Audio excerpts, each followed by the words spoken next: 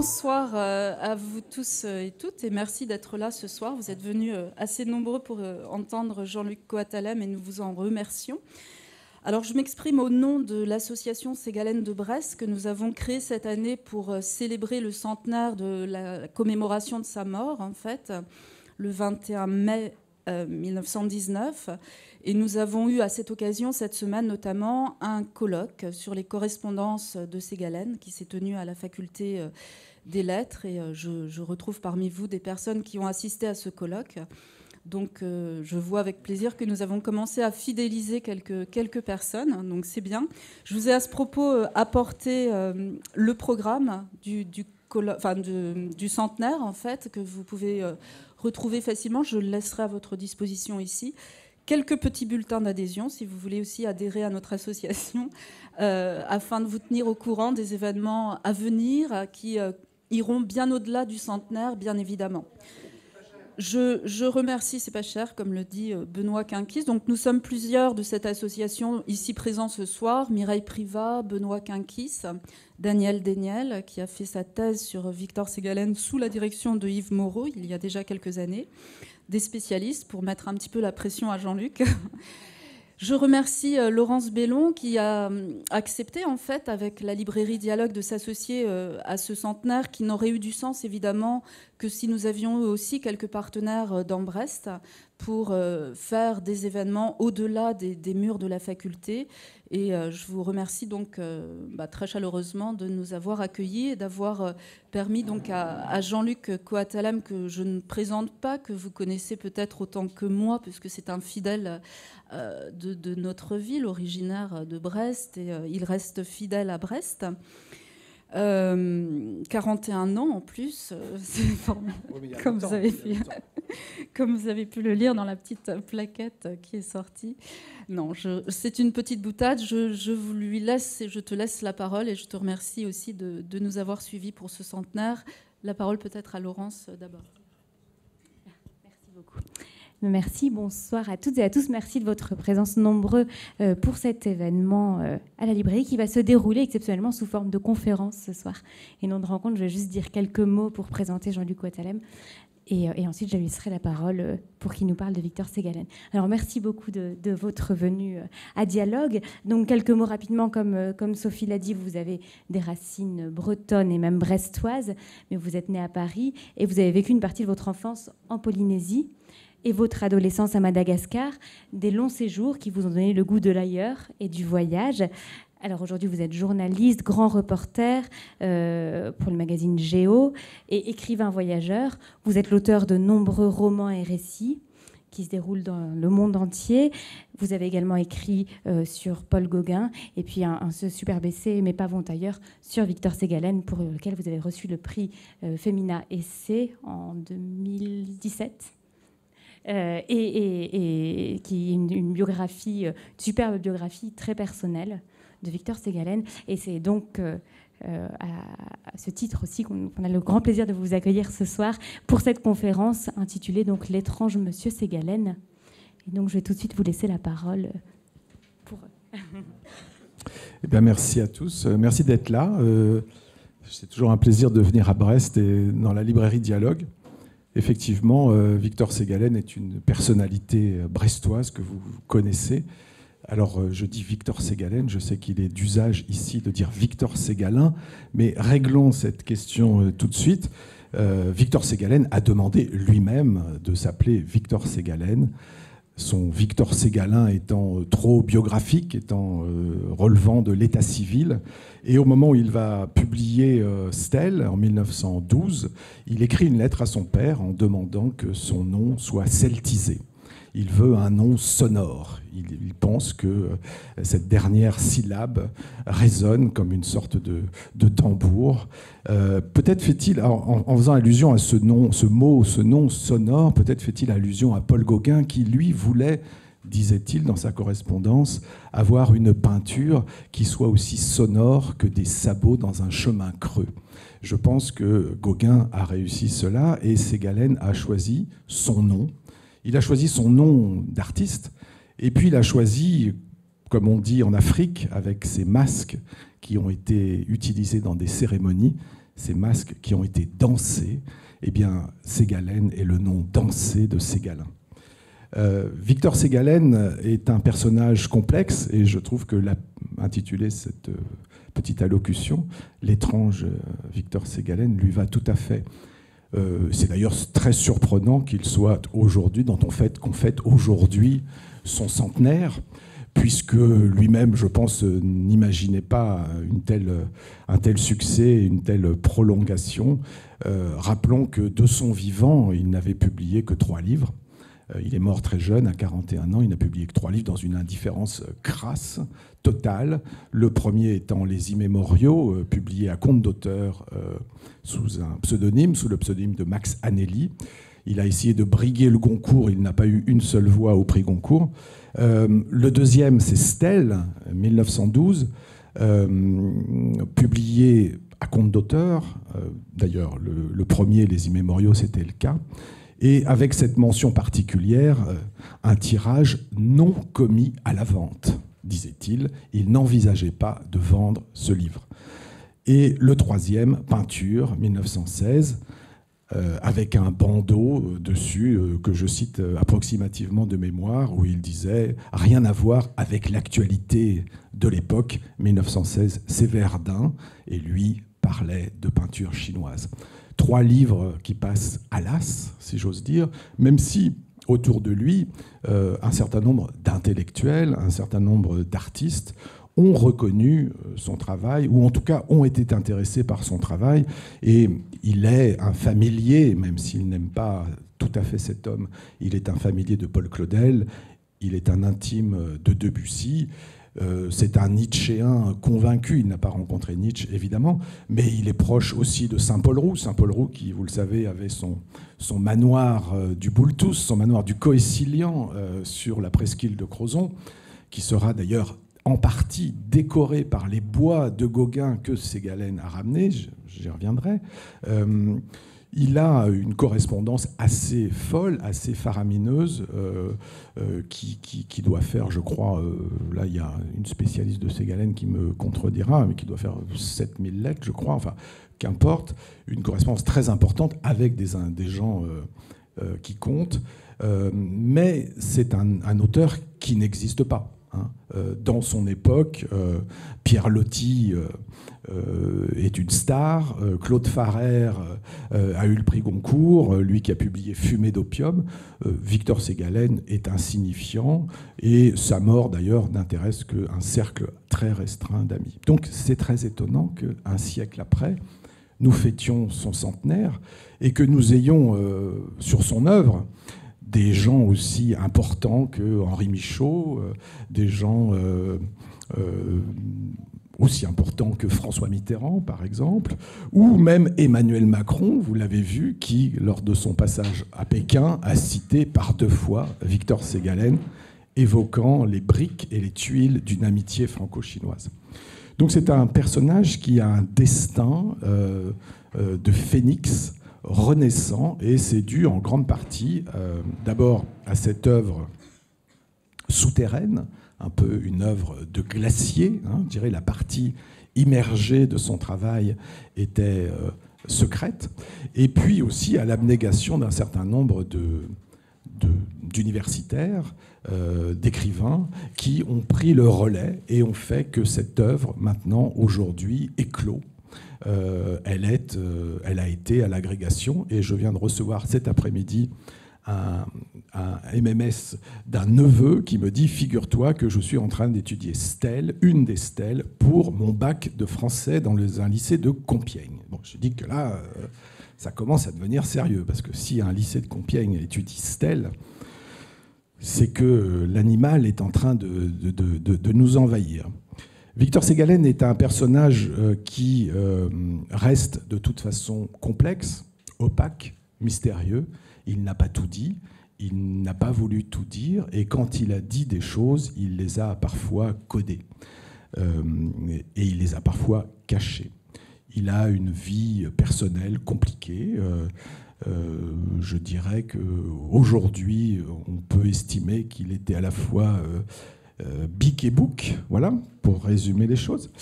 C'est aussi un homme qui a fumé très tôt de l'opium. Dès 1905, il est initié à l'opium et il va fumer un certain nombre de pipes, comme il dit. Il tire sur le bambou et il va essayer, à la fin de sa vie, de se désintoxiquer. C'est aussi un personnage qui est, de par son parcours brestois, donc, né à Brest, avec une mère qui lui disait tu n'es pas comme les autres, tu es différent, tu ne seras jamais comme les autres. Et il le dira plus tard lui-même, ça a été la plus belle leçon et le plus bel ordre finalement venu de sa mère. Non, il ne sera pas comme les autres. Et il s'est senti toujours, je crois, différent. D'abord parce qu'il était d'une nature un petit peu chétive, un peu malingre, mais extrêmement tonique et électrique. Et puis, il avait en lui, dit-il, dans sa correspondance, une sorte de faille, voilà, qui est probablement une faille biographique, puisque son père lui-même était un enfant adopté, enfin récupéré, et sur lequel pesait une sorte de honte. Et donc, il a aussi, par rapport à son père, par rapport à sa famille, par rapport à son nom, on parlait de son nom tout à l'heure, aussi quelque chose qui n'est pas, je pense, résolu. Il est assez doué, il est plutôt intelligent, il est sujet à des synesthésies. Alors vous savez, les synesthésies, c'est ces associations de sens. Et il le raconte très bien, il est capable d'associer des sons et des couleurs. Et c'est pour ça qu'il va composer, enfin, c'est pas pour ça, c'est entre autres, il va composer de la musique, et toutes ces chansons auront des couleurs. Alors nous, on a peut-être... nous, pauvres mortels, on a peut-être des petites synesthésies sans le savoir. Vous vous souvenez du poème de Rimbaud, A, bleu, etc. Personnellement, j'associe des couleurs à des voyelles. Par exemple, le U me paraît être de couleur verte. Le I me paraît être de couleur jaune. Le O, évidemment, est marron. Quant au E, il est noir. Bon. Alors, faites ça de votre côté. Lui, en tout cas, il a cette capacité d'associer des sens. Il se sent différent. Il est physiquement chétif. Il est très doué dans la musique. Et à un moment, il va penser sérieusement à être compositeur. Il est évidemment attiré par les arts et surtout, il étouffe parce que sa mère l'étouffe. Sa mère est une femme extrêmement prenante qui veut faire de lui d'abord un prêtre et puis ensuite un pharmacien. Alors non, ça lui va pas. Il va être militaire, il va être marin, il va être médecin. Sa myopie ne lui permettra pas d'être, comme il voulait, un véritable officier. Enfin, il est quand même officier, mais il ne va pas être chef de bateau, commandant pacha de bateau, mais il va être médecin de marine. Mais c'est un médecin de marine qui déteste la mer. Il dit qu'elle est nauséeuse et bête. Voilà. Donc, vous voyez le personnage déjà un peu compliqué. Alors, il s'intéresse à l'art, évidemment, il s'intéresse à la musique, et il va aller voir Saint-Paul Roux, Saint-Paul Roux qui, à l'époque, est déjà dans ce manoir à Camaret, et Saint-Paul Roux qui est un intellectuel, qui est quelqu'un d'important. Mallarmé l'appelait mon frère, c'est quelqu'un qui compte, il fait partie de la revue du Mercure de France. Et ce jeune homme qui traverse, donc il prend... le petit bateau qui, je crois déjà, s'appelait la Bombarde. Il prend ce petit bateau pour rejoindre le fret. Et là, il rencontre à plusieurs reprises Saint-Paul Roux. Et Saint-Paul Roux connaît Gauguin. Et quand, à la première affectation de Ségalen à Tahiti, il va évidemment être sensibilisé à la présence de Gauguin en Polynésie. Gauguin, qui est une autre de mes marottes personnelles, Gauguin qui a tout lâché pour vivre en Polynésie. Vous savez qu'il y a 2 séjours de Gauguin en Polynésie, 1891-1893, où là, il part un petit peu comme un colonial, faire provision de formes, de couleurs, et de toiles et de gravures. Et puis il y a le deuxième séjour, à partir de 1895 jusqu'en 1903, date à laquelle il va mourir, où là, Gauguin lâche tout, on y reviendra parce que c'est important pour Ségalen, lâche tout et avoue, arrive à la conclusion que tout écrivain, tout artiste est un monstre. Voilà. Et donc il faut assumer cette monstruosité pour faire son œuvre. Ségalen arrive en 1903. Gauguin vient de mourir. Il arrive un peu trop tard. Gauguin est mort déjà depuis 3 mois, 4 mois, mais à l'époque, et encore aujourd'hui, vous savez que la distance entre l'archipel de la Société et l'archipel des Marquises, c'est 1500 km. Donc en bateau, c'est pas toujours évident d'y aller. En avion, ça prend un peu de temps, mais bon, ce sont des petits ATR, mais ça prend un peu de temps. Et quand il arrive, le pharet de Gauguin est vide. Gauguin vient d'être enterré à Touhona, la petite bourgade, et qu'est-ce qu'il trouve dans le pharet de Gauguin? Un petit village breton sous la neige. C'est-à-dire qu'une des dernières toiles que voit arriver Ségalen, lui le breton, arrivant à Ivaoa, c'est un paysage breton. Il va rafler un certain nombre de choses, il va arracher cette toile et un certain nombre de bois sculptés qu'on va retrouver en partie à Camaret. Mais Ségalen ne fait pas que rafler des choses ou sauver des choses.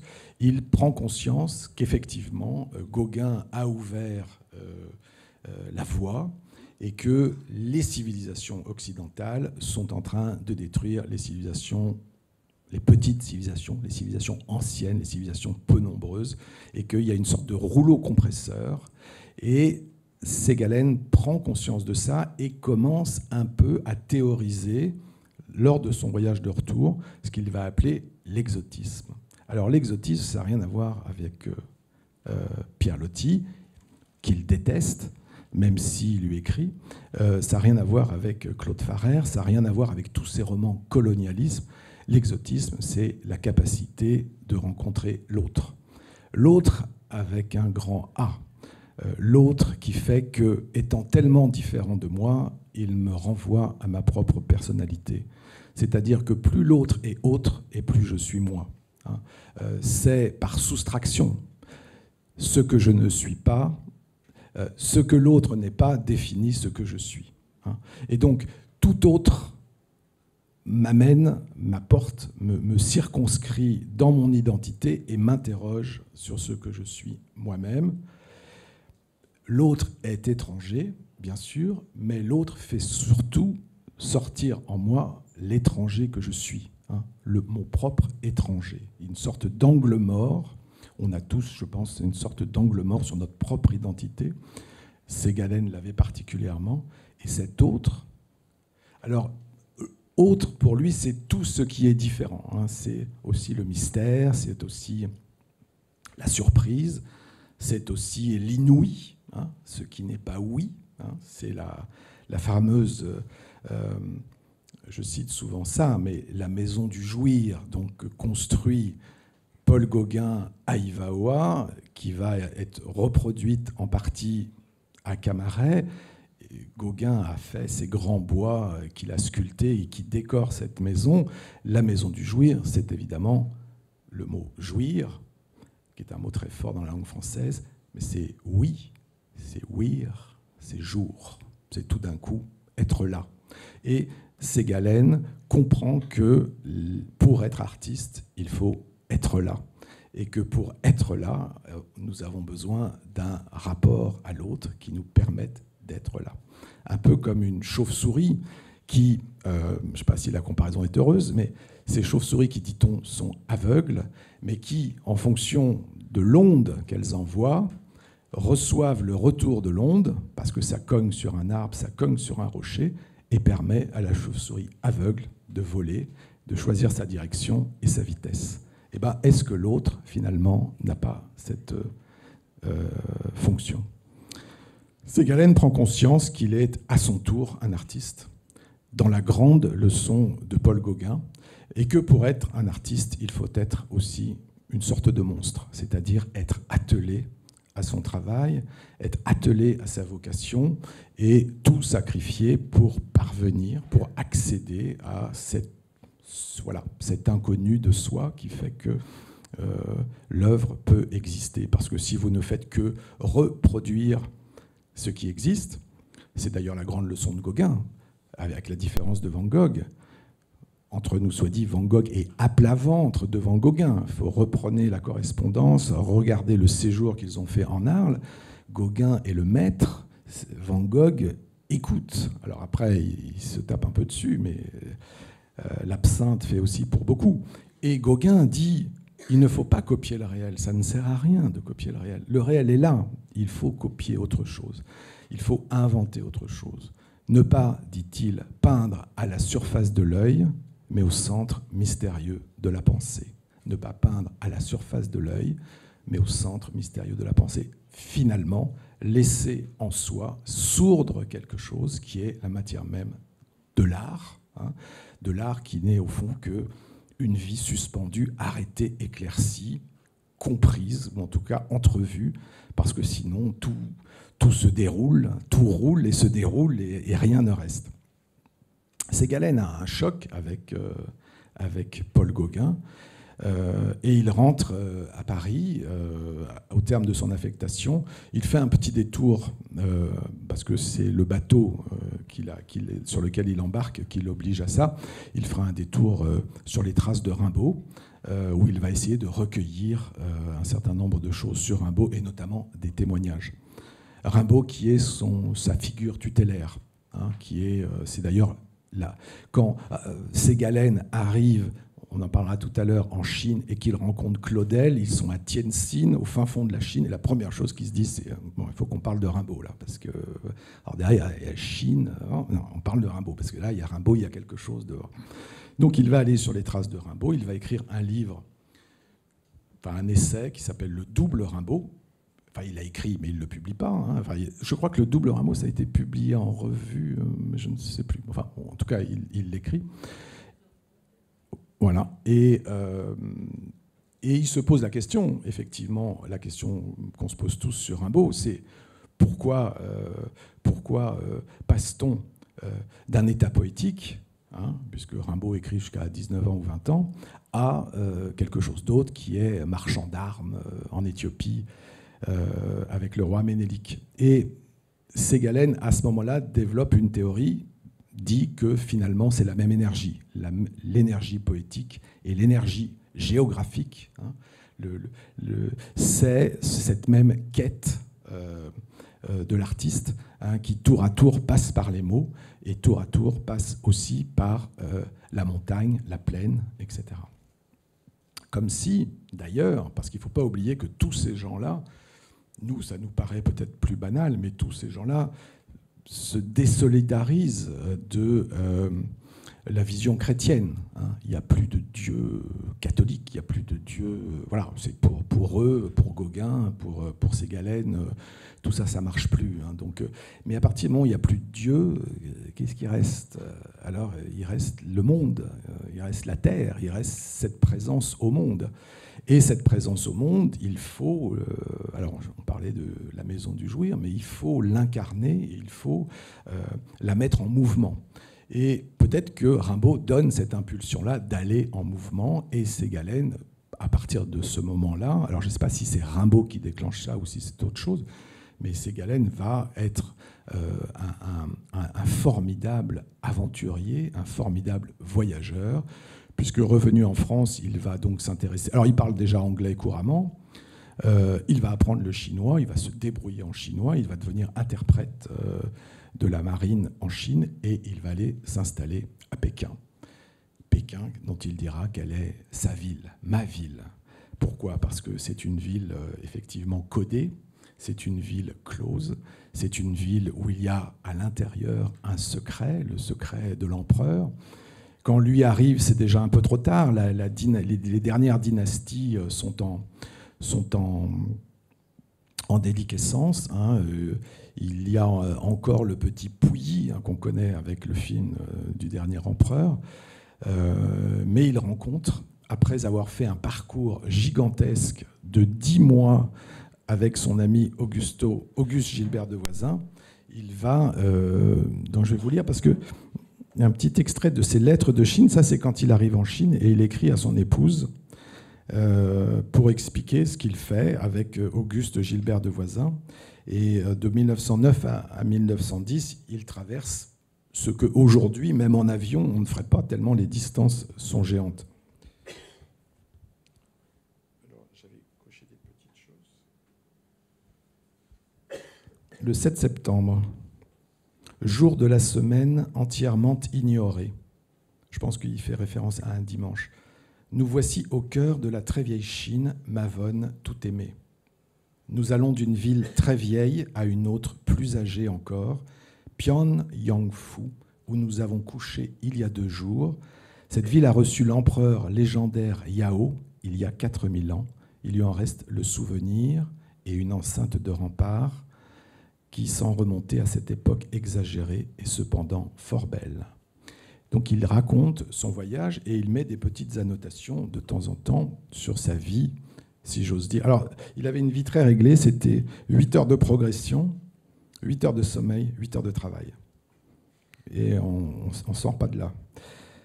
J'ai trouvé en pleine montagne, dans un gros village, de la vieille pâte d'opium non cuite, datant d'avant les décrets, et pour moi, analogue à quelques vins de Bordeaux 1878.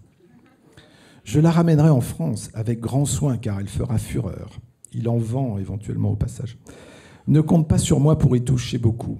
Je n'ai pour l'opium ni attrait à l'intellectuel et quelques dégoûts physiques.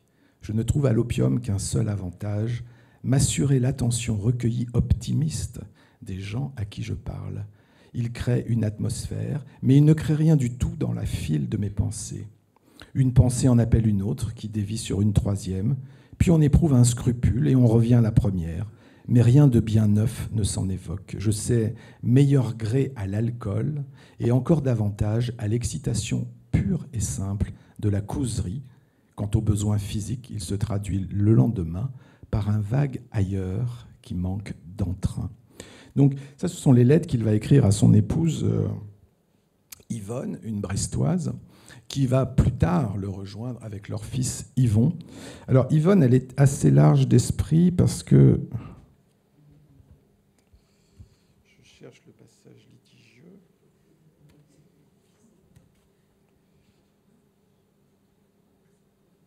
Je n'ai pas trouvé.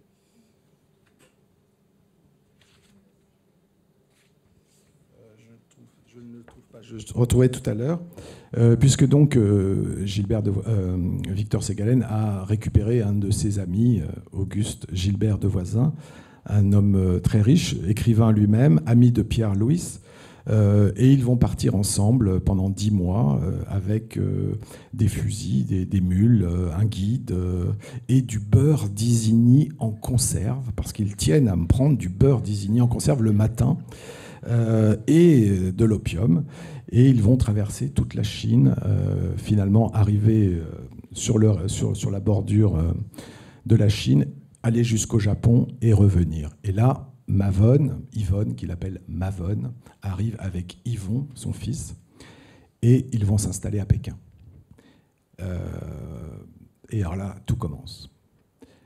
Pékin, qui pour lui est sa ville. Alors, il ne veut pas vivre à Tianjin où il y a les légations parce qu'il y a trop d'Européens. Et il ne veut pas vivre dans les quartiers des légations à Pékin. Il veut vivre dans la ville tartare, à la chinoise, dans une maison chinoise. Et d'ailleurs, il fait un peu exception parce que tous les Blancs veulent vivre dans les légations. C'est beaucoup plus sûr. On se souvient de la révolte des Boxers, des massacres qu'il y a eu. Non, lui, il vit à la chinoise, dans une maison chinoise. On a quelques photos de lui dans cette maison.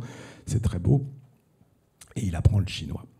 Et en allant à la poste, où il va porter son courrier, le directeur de la poste lui dit « Mais si vous apprenez le chinois, je vais vous présenter mon fils. » On lui présente son fils, il lui présente son fils, Maurice Roy. Maurice Roy est un jeune homme extrêmement beau, 19 ans, ambigu lui aussi, qui parle toutes les langues et qui très vite dit à Victor Ségalen « J'ai accès à la cité interdite.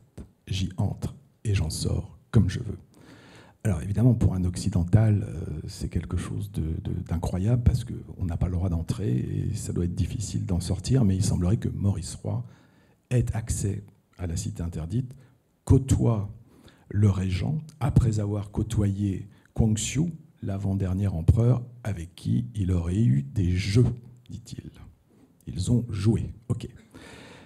Et Segalen va tenir un journal, un carnet de notes qui s'appelle les Annales de MR, dans lequel il va consigner évidemment tout ce que va lui raconter Maurice Roy. Alors Maurice Roy, c'est un peu sa Scheherazade.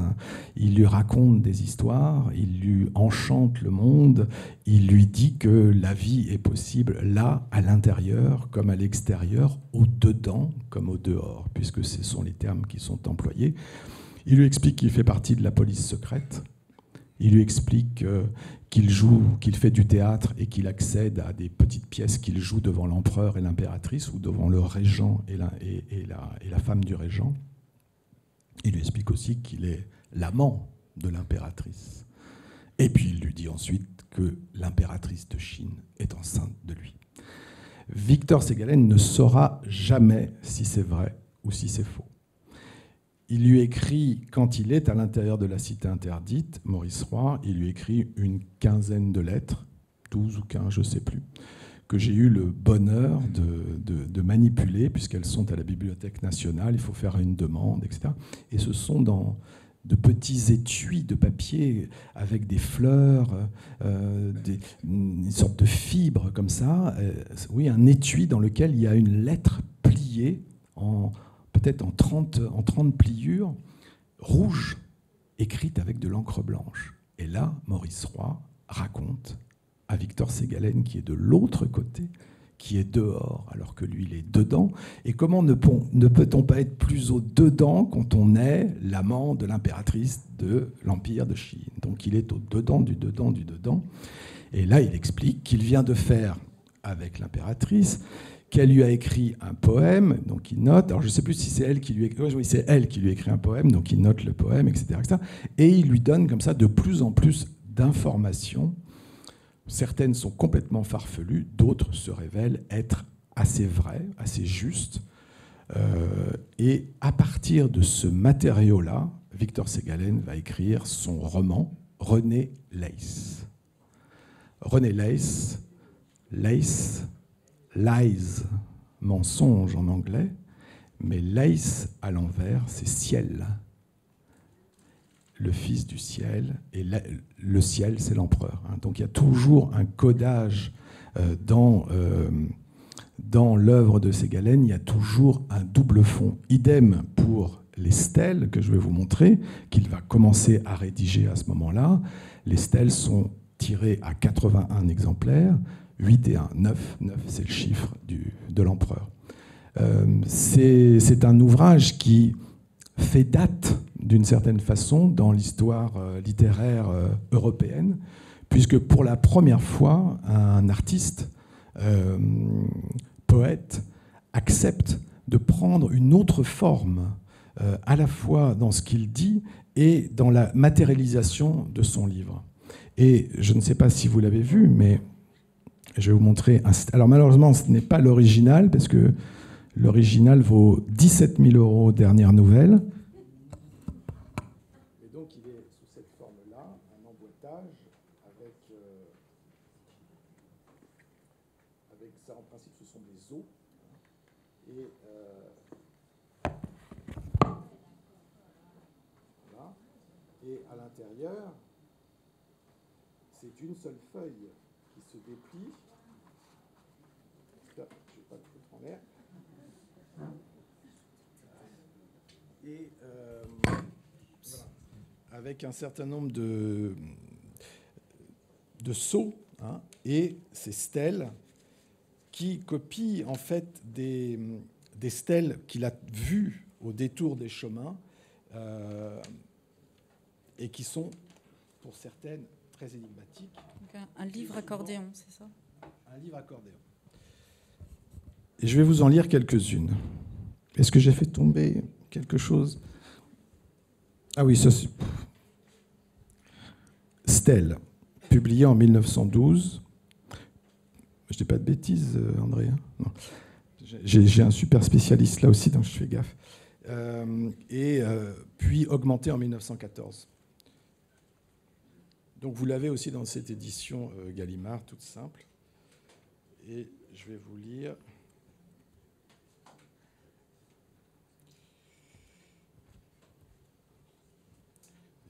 Voilà. Conseil aux bons voyageurs. Ville au bout de la route et route prolongeant la ville.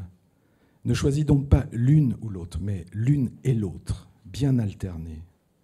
Montagne encerclant ton regard, le rabat et le contient que la plaine ronde libère aiment à sauter roches et marches, mais caresse les dalles où le pied pose bien à plat. Repose-toi du son dans le silence, et du silence daigne revenir au son. Seul si tu peux, si tu sais être seul, déverse-toi parfois jusqu'à la foule. Garde bien d'élire un asile, ne crois pas à la vertu d'une vertu durable, romps-la de quelques fortes épices qui brûlent et mordent et donnent un goût même à la fadeur. Ainsi, sans arrêt, ni faux pas, sans licol, sans étable, sans mérite ni peine, tu parviendras non point ami, au marais des joies immortelles, mais au remous plein d'ivresse du grand fleuve diversité. Alors là, on arrive sur un concept ségalénien important, c'est le grand divers. On a parlé de l'exotisme, mais l'exotisme permet d'embrasser le grand divers. Qu'est-ce que le grand divers du monde? Alors, ce n'est pas un divers qui divertit, évidemment. C'est un divers qui vous condense. C'est un divers qui ne vous distrait pas. C'est un divers qui vous ramène à vous. Comme il le dit, étant allé, je me reviens. Il ne dit pas je reviens. Étant allé, je me reviens. Et ce grand divers du monde qui, selon lui, et d'ailleurs selon Gauguin, décroît à cause de l'uniformisation de nos civilisations, il dit là est le grand danger. Il faut garder, un peu comme un éventail, garder tout ce divers-là, parce que tout ce divers-là nous définit, nous. Et moins il y aura une amplitude, plus nous serons seuls, au fond. Alors, vous allez me dire, c'est un peu banal. En 1909, non, c'est de la dynamite, parce que personne ne réfléchit comme ça. Même Claudel sur place ne réfléchit pas comme ça. Pierre Loti, n'en parlons pas. Saint-Jean-Père, ça reste aérien. Il faudra attendre des gens comme Henri Michaud, André Malraux, les années 30, les années 40, pour commencer à prendre conscience qu'il y a là, ce grand divers est notre richesse commune. Et il ne s'agit pas de l'amoindrir, puisque l'amoindrir, ce serait de nous rétrécir, nous, dans ce postulat. Ce pourquoi je vous montrais comme quoi il s'ouvre à la forme chinoise, à la fois dans sa matérialité et puis dans sa espèce de scansion, comme précédemment avec son livre qu'il a publié, qui s'appelle Les Immémoriaux, publié à compte d'auteur, et qui raconte quoi? Ça se passe à Tahiti, ça raconte les Tahitiens qui voient arriver les Européens. Tout le contraire. Alors, banal, me direz-vous? Non, pas banal. Ce sont des Tahitiens qui racontent l'arrivée de la civilisation européenne et en quoi elle les détruit. Et un des héros, si je peux dire, ou un des anti-héros des Immémoriaux, il s'appelle Téréi. C'est compliqué, c'est un arioi, c'est une sorte de récitant. Et donc, comme c'est une civilisation orale et qu'il n'y a pas d'écrit, tout ce qui n'est pas retenu, tout ce qui n'est pas mémorisé, tout ce qui n'est pas dit disparaît, puisqu'il n'y a aucune trace possible.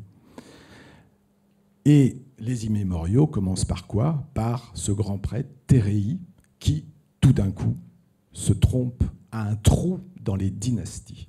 C'est-à-dire que lui qui est chargé de réciter le père du père du père du père, de dire le nom, de dire les faits d'armes, a un trou, un bug, comme on dirait aujourd'hui.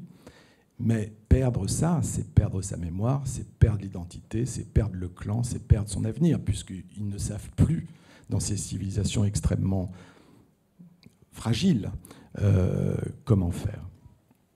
leçon qu'avait compris Gauguin aussi, même si Gauguin, c'est encore autre chose. C'est un peu autre chose, puisque Gauguin, vous le savez, il l'avait dit très vite qu'il n'avait pas trouvé ce qu'il cherchait en Polynésie. Il est passé par la Bretagne, évidemment, il est passé par la Martinique, près du village de Saint-Pierre, et puis il est parti en Polynésie à la quête d'un Éden, pensant que le poisson s'attrapait à la main, que les arbres étaient à prendre et que les femmes s'offraient. Bon, il s'est aperçu que ce n'était pas exactement ça, et que c'était une civilisation qui était déjà perdue. Ce pourquoi il part aux Marquises, puisque beaucoup plus haut, beaucoup plus loin, moins civilisé, et avec, espérait-il, une humanité préservée dans ses différences. Et il a puisé là une énergie pour faire son œuvre. C'est le début de l'art nègre, si j'ose dire. Picasso, que fait Picasso dans les années 10, si ce n'est, j'allais dire, de pomper l'art africain. Gauguin sent déjà qu'il y a dans ces peuples premiers une solution, une tension entre ce que je suis et ce que je ne suis pas. Et cette mise en tension fait que on vibre. Comme dit Ségalen, entre la cloche et le marteau, je préfère le son. Voilà. Qu'est-ce qui tout d'un coup... Alors il dit, la cloche, c'est l'imaginaire, le marteau, c'est le réel, et le son, c'est l'œuvre d'art. Victor Ségalen, donc, est en Chine. Il va écrire René Leys, il va écrire Les Stèles, il va écrire un certain nombre de choses, il va se lancer dans une quête archéologique effrénée, il va être un des premiers découvreurs d'un certain nombre de statues, et surtout, quand il va passer à Xi'an, pour avoir lu beaucoup, parce qu'il lit, c'est pas quelqu'un qui attend que ça lui arrive tout seul, il cherche, il creuse, il fait des fiches, il a un travail de titan sur un certain nombre de choses, et quand il arrive à Xi'an, il dit, là, il y a quelque chose, là. Il le sent, il l'a lu, il voit un monticule, là, il le sent. En 1974, on trouvera l'armée de terre cuite. Il l'avait pressenti sans le voir. Parce qu'il était, à force de lire, à force d'arpenter ce terrain, à force d'être au plus près des choses, tout d'un coup, presque dans un état médiumnique où il reçoit l'exotisme, ce qui est autre. Car il y a évidemment un exotisme des ailleurs, mais il y a aussi un exotisme des autrefois. Et ce que nous apportent les autres civilisations, ce n'est pas simplement la différence aujourd'hui et maintenant, mais les différences du passé. Et Ségalen comprend qu'il faut relier tout ça, et que s'intéressant à l'archéologie, c'est s'intéresser à soi. Donc un travail archéologique étonnant, un travail d'artiste en secret, en sourdine, mais profond, puisque quand vous regardez aujourd'hui la collection bouquins qui doit être en vente chez Dialogue, il n'y a aucun souci là-dessus, en 2 tomes, c'est quand même assez important. C'est-à-dire qu'on est loin des 3 petits volumes qu'il a publiés de son vivant. Ségalen reviendra, fera 2 séjours en Chine, et puis un 3e qui a été un peu contesté par, disons, les puristes, puisque il a été volontaire pour participer à la Première Guerre mondiale en tant que médecin. Il a rejoint une brigade de fusiliers marins bretons à Dixmude. Et puis, il a fait participer à une mission, c'est son dernier séjour en Chine, une mission où ils ont été chargés de sélectionner et d'engager un certain nombre de Chinois qui sont venus travailler en France, enfin en Europe, pour aider les armées françaises, l'armée française, les armées alliées qui étaient complètement saignées, parce que les chiffres, je vous rappelle, de la Première Guerre mondiale se comptent en millions. Et donc, il y a un certain nombre de contingents de Chinois qui sont venus. D'ailleurs, il y a quelques petits cimetières en France, notamment à Noyelles-sur-Mer, de cimetières de travailleurs chinois qui sont venus creuser des tranchées, enterrer les morts, etc., etc. Et donc, lui, il fait partie de cette mission qui sélectionne, en tant que médecin, les volontaires. Bon, ça lui a été parfois un peu reproché. Là, on n'est plus dans l'autre, on n'est plus dans la quête de nana, mais bon, c'était la guerre mondiale, des millions de morts, ses amis blessés, des amis morts pour lui aussi, voilà.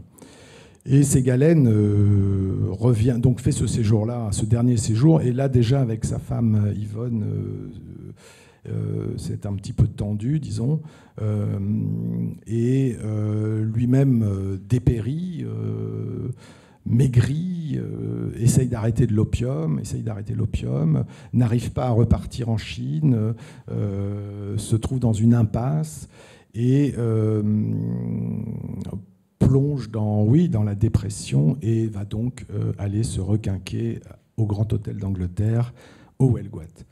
Entre-temps, sa femme, comprenant qu'elle n'arriverait pas à sauver son mari, dont elle a eu 2 enfants d'ailleurs par la suite, le dernier, il y avait un gros doute parce qu'il était quand même pas souvent là.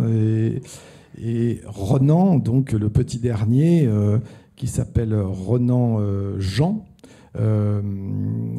Or, le meilleur ami de Victor, c'était Jean, qui était souvent là. Et donc, il y a eu des doutes. Et j'ai rencontré les descendants de Renan, la famille Mellerio-Ségalen, qui m'a dit nous, ça a été une obsession pendant toute notre vie. Est-ce que nous étions ou pas l'enfant le descendant? Alors nous, ça nous paraît rigolo, mais eux moins. Parce qu'après tout, c'est bien de savoir qui est son grand-père plutôt que. Et ils ont fait un test ADN et c'était bien. Donc moi, j'avais regardé exactement les séjours, parce que même quand il est avec sa femme, il n'est pas souvent là non plus. Hein, donc quand elle est à Pékin, quand elle est à Tianjin, lui, il est à Pékin. Il va revoir un peu Maurice Roy, il va voir ses potes. Bon, on ne sait pas trop ce qu'il fait. Donc, en fait, Renan est bien le fils de Victor. Ouf. Mais sa femme comprend qu'elle n'arrivera pas à le sauver. Il est dans un état de dépression terrible. Et elle décide de lui présenter sa meilleure amie, qui s'appelle Hélène Hilbert. Et là, c'est le grand embrasement pour Victor Ségalen. Victor Ségalen qui n'arrêtait pas de dire qu'il ne veut pas l'air, mais le feu. Là, il fait feu de tout bois. Et c'est une relation très, très belle. Il y a 73 lettres. Alors, encore une fois, je vous disais que le personnage est codé, complexe. Il y a plein de choses qui ont été détruites. Il y a son journal qui a été détruit volontairement de sa part. Il l'a détruit en 1918, il est mort en 1919. Sa correspondance avec Auguste Gilbert de Voisin, le passage délicat, je voulais vous lire, il disait « Oui, mais alors Auguste dort près de moi parce que c'est plus simple pour qu'on discute la nuit ensemble. » Bon, voilà, bon, ça peut être pris dans tous les sens. Je ne sais plus ce que je disais. Il n'arrive plus du tout à remonter la pente et sa femme donc lui présente Hélène. Et la correspondance est très belle, même si elle est parfois codée, hein, en tout cas découpée. Quand vous prenez les 3 tomes, enfin il y a 2 tomes plus un petit additif sur leur correspondance, vous voyez qu'il y a des passages qui ont été découpés, des parties manquantes. Bon, okay. Les descendants parfois enlèvent les fins de lettres. Bon. Et puis entre eux, il y a aussi des petits mots. Comme pour Proust, qui dit on ne fait pas l'amour, il dit on fait Cattleya, faisant référence à une orchidée. Voilà. Donc chez faire Cattleya. Bon. Et chez Ségalen, il y a aussi ça. Et puis les lettres, effectivement, entre les 2 femmes, entre Yvonne et Hélène, ont été en partie détruites. Mais elles avaient gardé des brouillons, ce qui fait qu'on suit quand même de avril 1918 à mai 1919, date de sa mort. Ce qui est dingue, c'est qu'on fête son centenaire, mais là, il y a un siècle, on venait de retrouver, un jour près, le cadavre de Victor Ségalen. Et donc Victor va vivre presque 2 mois ou 1 mois et demi au Grand Hôtel d'Angleterre, seul. Sa femme vient le retrouver et ils partent en forêt et ils font l'amour en forêt et ils appellent ça les points consacrés. Donc chez les ségalénistes, on cherche depuis les points consacrés. Moi-même, j'en ai trouvé 2. Le 3e est impossible à trouver, je pense, parce que dans la correspondance, ils évoquent ces points consacrés, mais c'est un peu le bosquet derrière le rocher. Pour ceux qui connaissent la forêt du Welgoat, le bosquet, le rocher, ça manque pas. Mais en tout cas, le 21 mai 1919, Victor Ségalen sort du Grand Hôtel d'Angleterre. Il vient d'écrire 2 lettres. Enfin, la veille, il a écrit 2 lettres. L'une à son épouse, l'autre à sa maîtresse, même s'il semblerait que ce soit platonique. Et il ne dit pas la même chose aux 2. Là, l'une, c'est un message d'espoir. Et puis l'autre, il reconnaît que voilà, c'est fini, quoi. Il a brûlé sa vie par les 2 bouts. Il est d'une maigreur incroyable. Il a des démangeaisons de peau. Enfin, je veux dire, il est en très mauvais état. Et il quitte donc l'hôtel. Il est 9h30. C'est un mercredi. Et il est en grand uniforme d'officier. Voilà. Et il a ses bottes, ses hautes bottes chinoises montantes qu'il a ramenées de Chine. Ces hautes bottes chinoises qui lui protègent le mollet, évidemment, comme toute botte. Et au bout de 15 minutes, après être parti, dira Jeanne Pédriel-Vessière, qui était là à ce moment-là et qu'il connaissait, après être parti derrière une rangée d'aubépines, le voilà qui revient et il change de chaussures. Il enlève ses hautes bottes chinoises montantes et il met ses souliers bas. Et il part dans la forêt, il a un sandwich, il a Shakespeare et il a un parapluie. Évidemment, on ne le reverra pas. On retrouvera son cadavre 2 jours après, le vendredi à 17h. Les 2 femmes vont venir, et Yvonne et Hélène. Et Yvonne va dire « Je sais où il est à l'un des points consacrés ». Et effectivement, là, en grand uniforme d'officier, son manteau roulé sous la tête, son Shakespeare à la main, ou son Shakespeare à côté de lui, une mare de sang à sa jambe gauche, l'artère tibia, voilà, sectionnée. On dira qu'il ressemblait à un promeneur qui a eu chaud. Et à l'intérieur de ce volume de Shakespeare, Hamlet, il a glissé des feuilles et des photos qui composent un dernier poème, en tout cas un dernier message. Yvonne dira exactement ce qu'il a coché. Et on ne saura pas, encore aujourd'hui, on interroge sa famille, on interroge les spécialistes, personne ne sait si c'est un suicide ou un accident. Comme m'a dit un de mes amis, c'est un suicide accidentel. Je dis, ouais, c'est quoi exactement un suicide ? Voilà. Alors, est-ce qu'il a... La version officielle, c'est qu'il est parti pique-niquer, il a été chercher de l'eau. Alors, il est sur un petit tertre. Hein. Il y a de l'eau qui passe en dessous. C'est là où, dit la légende, la reine, dont j'ai oublié le nom, jetait ses amants.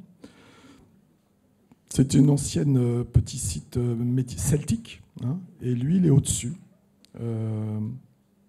Et il est mort, tout doucement, tranquillement, suicide, maquillé ou accident idiot. Tous les accidents sont idiots. En tout cas, sa femme dira, ça ressemble étrangement au poème qu'il avait écrit. Alors, je ne vais pas le retrouver, mais je vais essayer. Il avait été écrit dans Stèle, un poème qui ressemblait étrangement à la situation.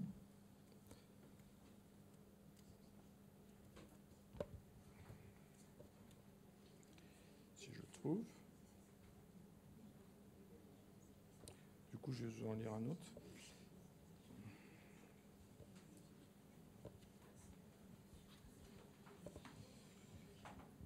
Je vous en lire un autre, tiens, sur l'amitié. Trahison fidèle. Donc c'est dans Stèle. Tu as écrit Me voici fidèle à l'écho de ta voix, taciturne, inexprimée. Je sais ton âme tendue, juste au gré des soies chantantes de mon luth, c'est pour toi seul que je joue. Écoute, en abandon, et le son et l'ombre du son dans la conque de la mer où tout plonge. Ne dis pas qu'il se pourrait qu'un jour tu entendisses moins délicatement, ne le dis pas. J'affirme alors, détourné de toi, chercher ailleurs qu'en toi-même la réponse révélée par toi, et j'irai, criant aux quatre espaces. Tu m'as entendu, tu m'as connu, je ne puis pas vivre dans le silence, même auprès de cet autre que voici, c'est pour toi seul que je joue. Une déclaration d'amitié à Henri Manson. Bon, je ne vais pas trouver. Voilà. Si. Et donc, quand sa femme découvre quand sa femme découvre le corps de Victor, elle dit mais ça ressemble à Édit funéraire. Édit funéraire. Donc Édit funéraire, c'est un empereur qui meurt. Moi, l'empereur, ordonne ma sépulture. Cette montagne hospitalière, le champ qu'elle entoure est heureux. Le vent et l'eau dans les veines de la terre et les plaines du vent sont propices ici.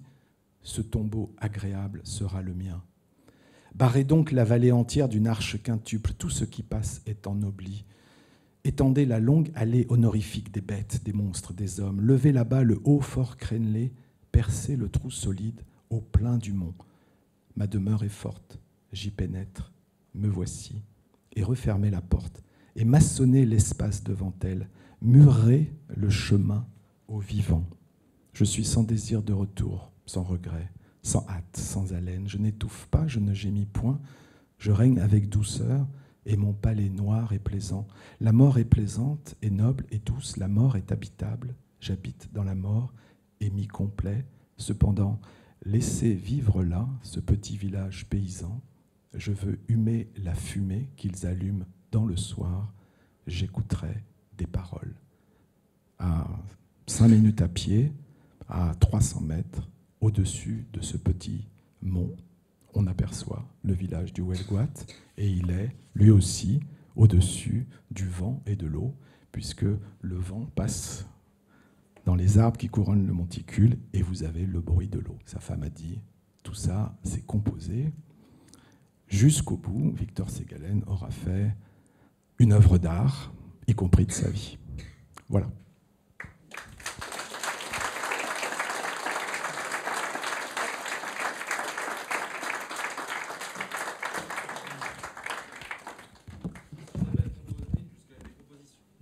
Pardon ? Je n'ai pas entendu. Alors, merci beaucoup pour cette conférence. Je ne sais pas s'il y a des questions dans le public, on va pouvoir faire passer le micro. Merci en tout cas de cette belle allocution qui était fort riche, avec une touche un peu romancée, ce qui est très agréable aussi, qui nous permet de revisiter aussi l'œuvre et la vie de Ségalen que vous voyez représentée là sur les murs. C'est une artiste qui est venue exposer aussi dans le cadre du centenaire à partir, et elle s'est inspirée des stèles notamment et de ces différents portraits. Voilà, donc je pense qu'il y a pas mal peut-être de commentaires ou de questions. Mireille ? Je voudrais faire un commentaire un peu technique à partir de... Je suis là. Au sujet de la découverte du tombeau de Chin, donc près de Xi'an, en fait, il a trouvé le tombeau parce qu'il le cherchait, comme vous avez indiqué, sur la base de textes anciens, etc.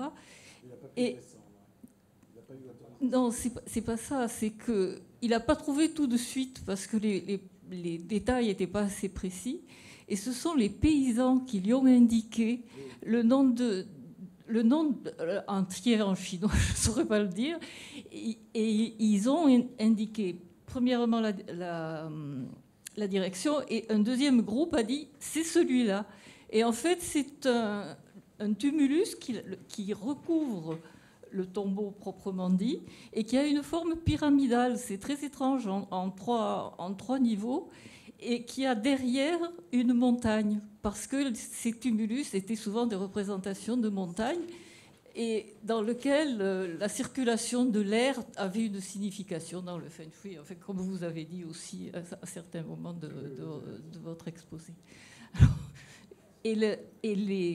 il a fait des photos de ce lieu-là, et on voit ce que vous indiquez, c'est-à-dire des cultures, et c'est sous ces cultures qu'on a trouvé, un paysan aussi a trouvé Oui, parce que ce que j'ai oublié de dire, c'est qu'il est aussi photographe.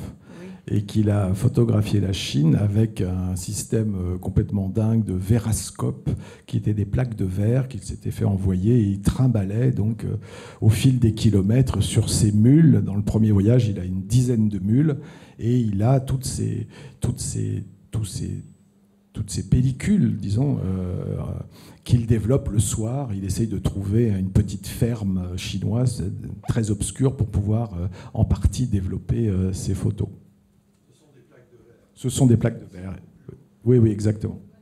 Il avait aussi un Kodak que son ami Jean Lartigue avait acheté et qui lui avait passé pour la... Là, c'est pointu, là, ce que vous dites. Oh. Et quelle marque, le Kodak, madame? Kodak, il le donne, il la donne, la marque, en plus. Kodak Eastman, ouais, en fait, c'est l'époque. Il y a une très grande modernité dans tous les équipements de Ségalène.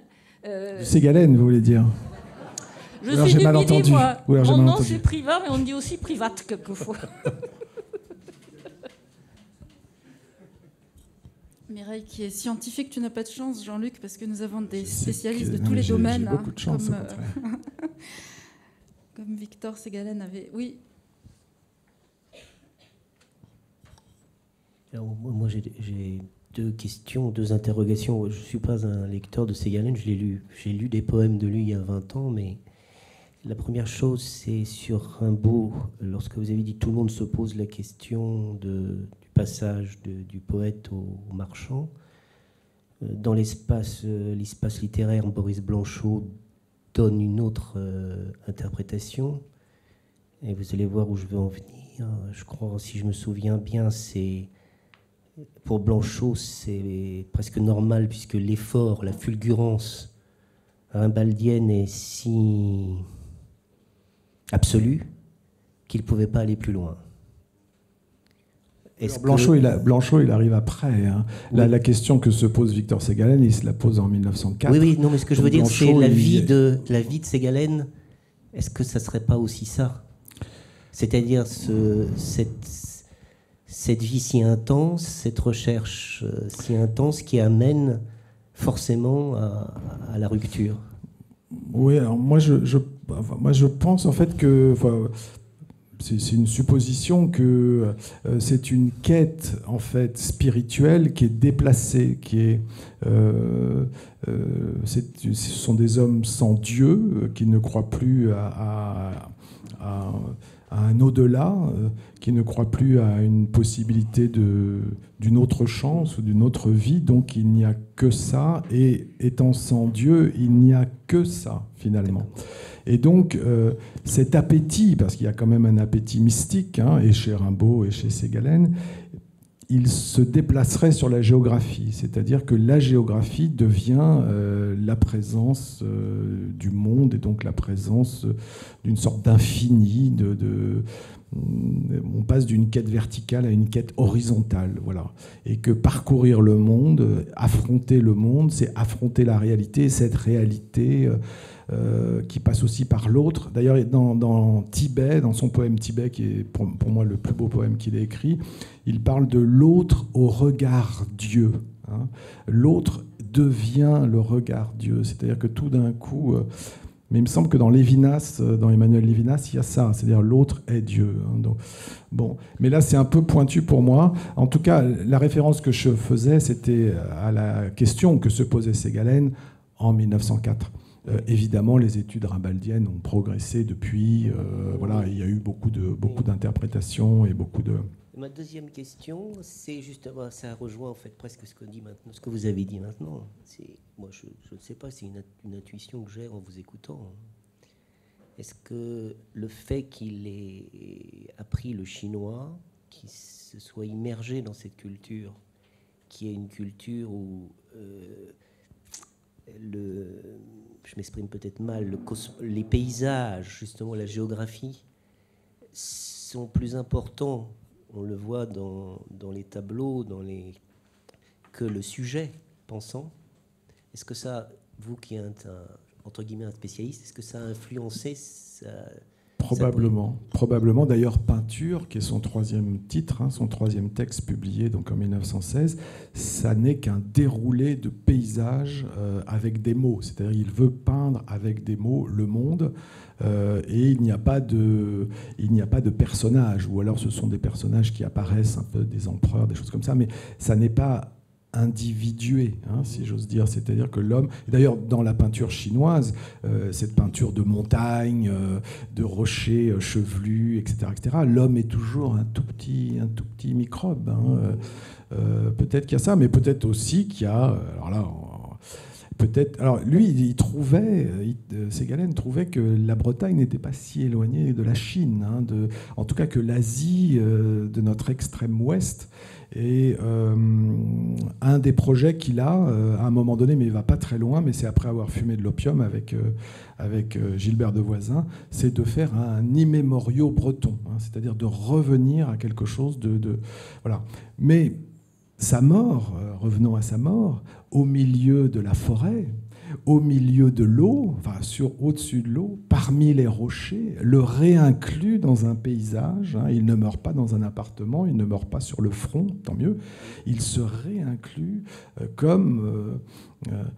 je ne sais pas, effectivement, un celte ancien, on dit que les druides vénéraient les arbres, vénéraient les plantes, ils voyaient la présence même d'un dieu, disons, dans ça.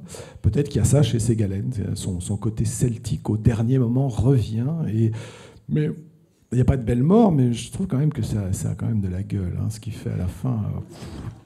41 ans, en plus. Vous aviez une question intéressante, je trouve, sur l'hôtel d'Angleterre. Oui, je demandais simplement si l'hôtel d'Angleterre existait encore au Welguat. Parce que vous avez l'intention de... Alors, il existe encore, mais il est désaffecté, et en ce moment, il est transformé en appartement, mais ça n'a pas l'air de trop marcher. C'est à l'abandon. Mais si vous arrivez à rentrer ce que j'ai fait, il y a encore une salle avec des fresques de paysannes bretonnes au mur, fresques que donc Ségalen a vues avant de mourir.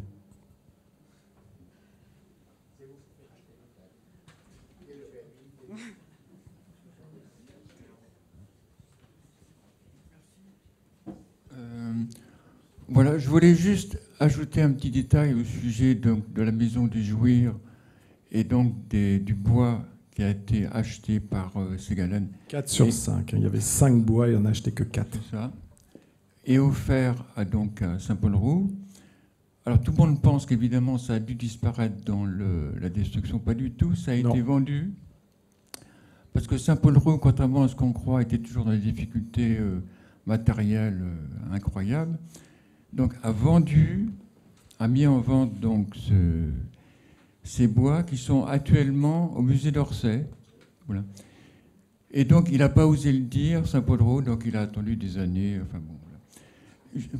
Bon. Oui, et alors Ségalen s'en doutait qu'il les avait vendus, et donc à un moment il dit: je suis en train d'écrire les immémoriaux, et pour me mettre en inspiration, ça serait bien que vous me les reprêtiez, ou que vous... Et là, Saint-Paul-Roux, il botte en touche, parce qu'il les a vendus, effectivement, et heureusement qu'il les a vendus, parce que ça aurait été conservé au manoir, et comme vous le savez, le manoir a été détruit par un bombardement allié, par un pilonnage.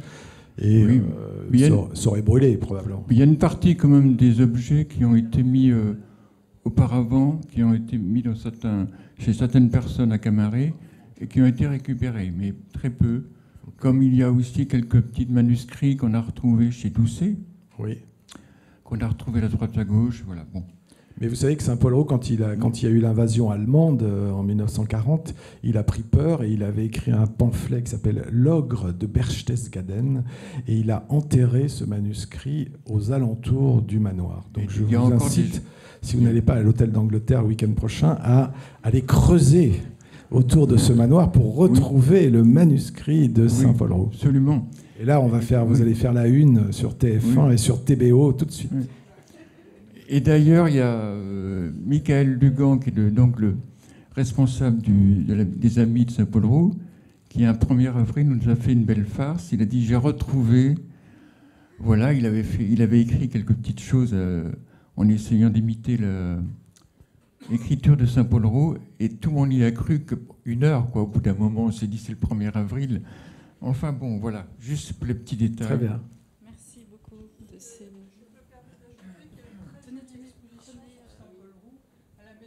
Oui, nous irons demain matin visiter l'exposition. Je crois que Pascal Moisan était là tout à l'heure, je l'ai vu. Il y a un fonds. Alors, il y a aussi le programme de l'école des filles qui se tient la semaine prochaine chez Françoise Livinac avec la venue de Colette Camelin qui nous parlera de Tibet justement. Et à ce propos, je signale aussi la parution des actes du colloque de Cerisy. Alors c'est d'un niveau un peu élevé, mais c'est intéressant aussi de voir les approches scientifiques récentes autour de ces galènes. Oui, je voulais ajouter, puisqu'on parlait de Saint-Paul-Roux, qu'il y a aujourd'hui une menace sur les ruines de Saint-Paul-Roux, puisque le maire de Camaret, qui a la parcelle appartient à la commune de Camaret, et le maire de Camaret envisage de raser les ruines. Oui, non, parce il y a une pétition d'ailleurs que j'ai signée d'ailleurs, et qu'il faut que tout le monde signe. Elle est sur Internet, parce que en fait, ces ruines sont dangereuses, elles s'effondrent, et il faut constituer un projet ou un budget pour éventuellement les conserver, pouvoir les rendre accessibles sans danger. Voilà, mais Saint-Paul-Roux qui est difficile à lire, peut-être encore plus difficile à lire que ces galènes, a été reconnu par les surréalistes. Et André Breton, vous le savez, est venu voir Saint-Paul-Roux en constatant, en reconnaissant sa dette, enfin la dette du futur surréalisme à ce que Saint-Paul-Roux avait appelé l'idoréalisme. Et un des grands recueils d'André Breton qui s'appelle Clair de terre est dédié à Saint-Paul-Roux. Donc malheureusement, c'est un auteur assez oublié, mais qui a une vie aussi complètement dingue avec ses... C'est un précurseur du surréalisme, et il s'est installé à cet endroit qu'on appelle le Toulinguet, qui est la porte du couchant. C'est très important parce que ça vient de l'anglais Twilight Gate, qui veut dire la porte du couchant, qui est un nom qui a été donné par les Anglais quand ils contrôlaient le passage entre le Conquet et Pinmar.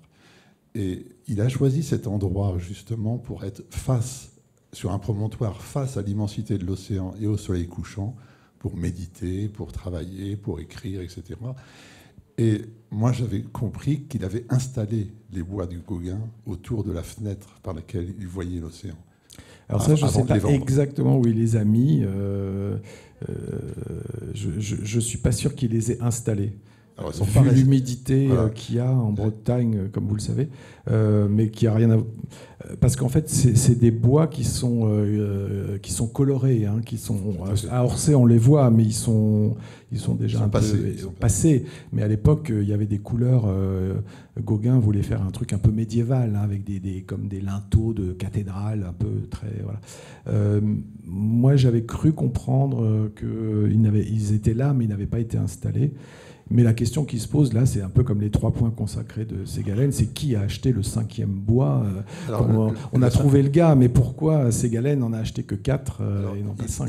Je pense qu'il le dit parce qu'il avait une solde qui était quand même assez médiocre et qu'il n'a pas pu prendre tout ce qu'il voulait. C'était une vente aux enchères. Oui, oui. Vous demanderez à Madame Livinec, elle nous a fait une historique. Oui, il y avait une communication sur le sujet. Oui, alors apparemment, il n'y a pas de trace dans la correspondance de l'emplacement des bois dans la maison de Saint-Paul-Roux. Donc on ne sait pas, en fait, ça fait partie des mystères. Je crois que Daniel aussi, vous avez un mystère que vous soulignez l'autre jour qui vous étonne aussi sur une des naissances ou des descendances de Ségalène. Oui, bonsoir. Bonsoir. Et puis, bravo et merci encore. Dans une des dernières lettres, justement, Elanie Le Père, en 1918, fin 1918, Oui.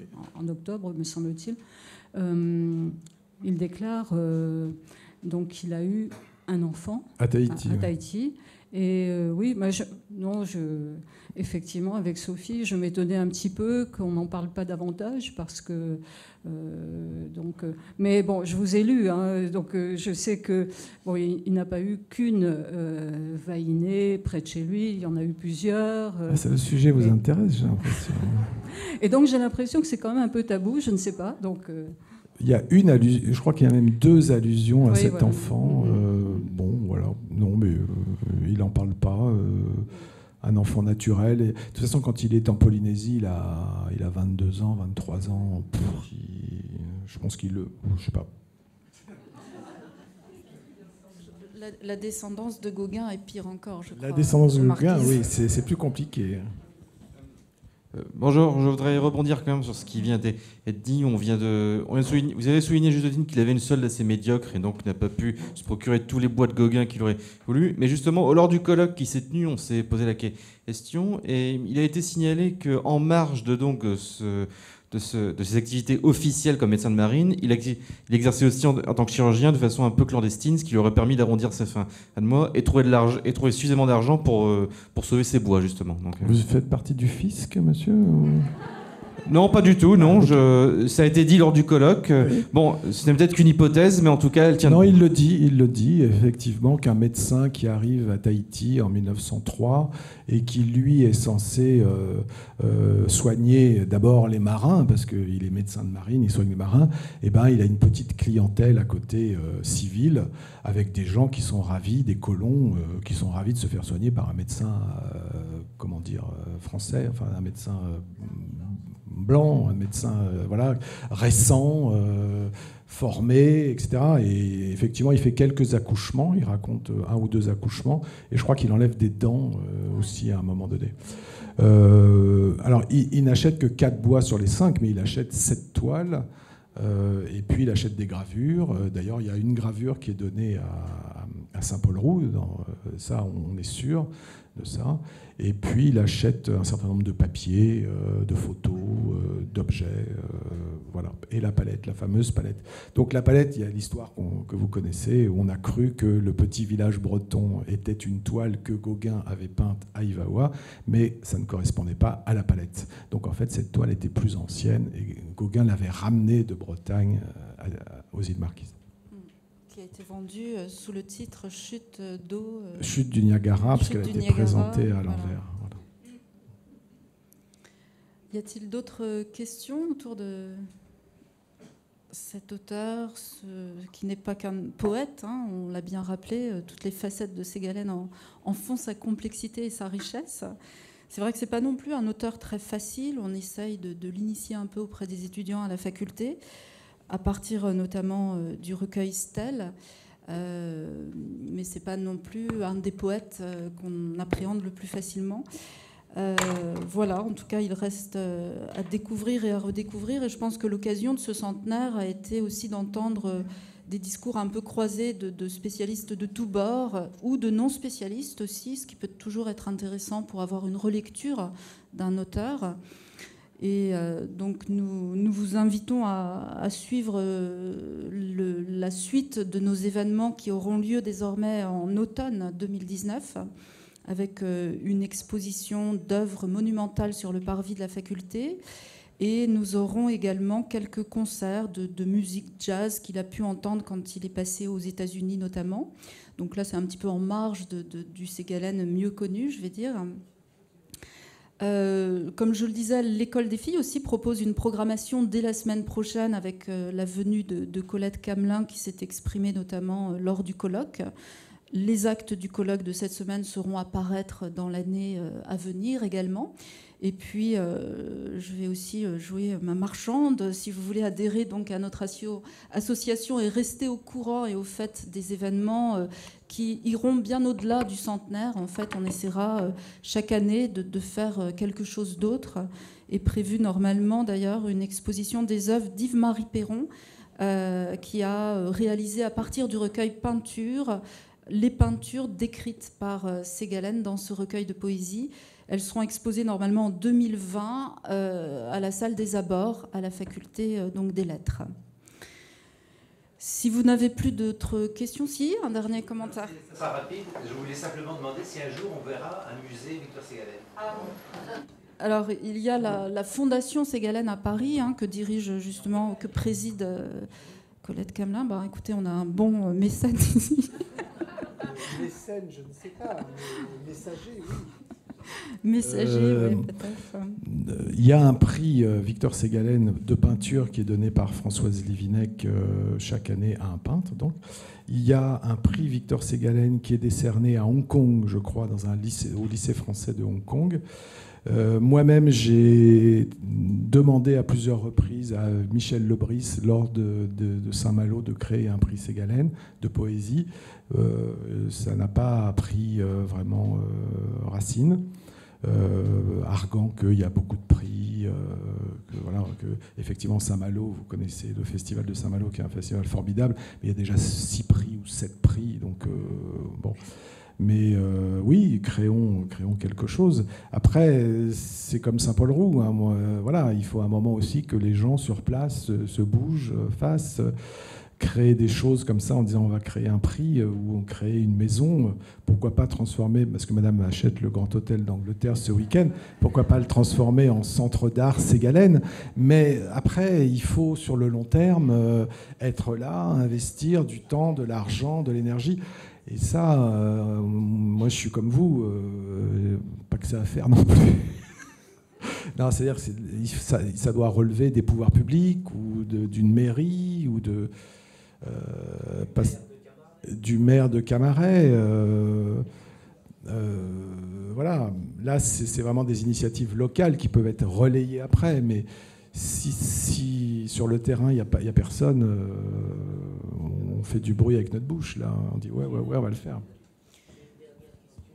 Allez-y. Je signale aussi au passage, demain à 10h, donc si vous voulez nous suivre, Jean-Luc Coatalem s'exprimera sur Gauguin et Ségalen à l'auditorium des Capucins. Et à 16h, nous serons au Chenal pour la diffusion du film Olivier Horn, Un siècle, dans la collection Un siècle d'écrivains. C'est un film très court qui dure 1 heure et qui est très bien fait, qui nous permet de revisiter un petit peu le parcours de Ségalen. Puis de voir surtout les images qu'il a faites, certaines cartes postales d'époque, c'est un très beau film. Qu'est-ce que vous pensez personnellement de cette comparaison entre les paysages bretons et chinois? Je vous pose la question. Moi, j'ai vécu à Canton, j'ai vécu à Hong Kong, et je suis breton, donc maintenant je reviens ici, et ma femme m'a fait une petite remarque comme ça quand on passait. C'est à vous de nous dire, monsieur. Mais vous, qu'est-ce que vous en pensez, vous? Est-ce que vous êtes certainement, comme vous êtes un spécialiste de Ségalen, vous êtes allé en Chine? Oui. Est-ce que vous pensez que c'est cohérent comme intuition Il y a des universitaires qui ont dit que la forêt du Huelguat était extrêmement chinoise, avec ses roches moussues, ses petits cours d'eau, ses arbres centenaires, et que finalement Ségalen, en choisissant le Huelguat, avait choisi la Chine. Et puis c'est un lieu avec soi-disant des légendes, la mare aux fées, le camp du roi Artus, etc., toute une mythologie. Et Ségalen était très branché licorne, tous ces êtres un peu fabuleux entre... Alors, je ne sais pas si la Bretagne ressemble à la Chine ou la Chine à la Bretagne. En tout cas, le Huelguat, à l'évidence, a quelque chose d'asiatique. Vous avez parlé tout à l'heure du fait que Ségalen n'avait pas de dieu. À la mort de Ségalen, et on l'avait publié dans les actes du colloque Ségalen de Brest de 1995, on a publié le faire-part de son décès. Et le faire-part, pour moi, c'est une réappropriation par la famille, une réintégration de Ségalen dans l'Église, en fait, en quelque sorte. Et alors, moi, je m'étonnais d'une chose, c'est qu'il n'ait pas été enterré à Brest, qui était sa ville, mais au cimetière de Huelguat. C'est qu'on n'a pas ramené le corps ici. Et aujourd'hui, sa femme est enterrée avec lui, ainsi que son fils Yvon. Oui, sa femme avait dit qu'on l'enterrerait là où on l'a trouvé. Sa famille n'est pas venue, son père et sa mère ne sont pas venus de Brest pour l'enterrement au Huelguat, ce qui est quand même assez étonnant, parce que père de son fils ne pas aller à l'enterrement, alors que c'est pas si loin que ça. Mais ils étaient un petit peu brouillés. Mais comme, d'après ce que j'ai lu, il y avait quand même un doute sur cette mort, suicide, et à l'époque, l'Église catholique, si vous étiez suicidé, médecin de marine, sortir de la guerre, c'était probablement plus simple qu'il y ait une petite messe et puis voilà, on lui rajoute une croix et on n'en parle plus, quoi. Mais dans sa correspondance avec Hélène Hilpert, justement, dans les dernières lettres, il a un retour de bâton sur le catholicisme. Il commence à parler de Saint Jean, Saint Jean de Patmos. Il commence à dire, ouais, bon là, il y a quand même quelque chose. Il vacille un petit peu.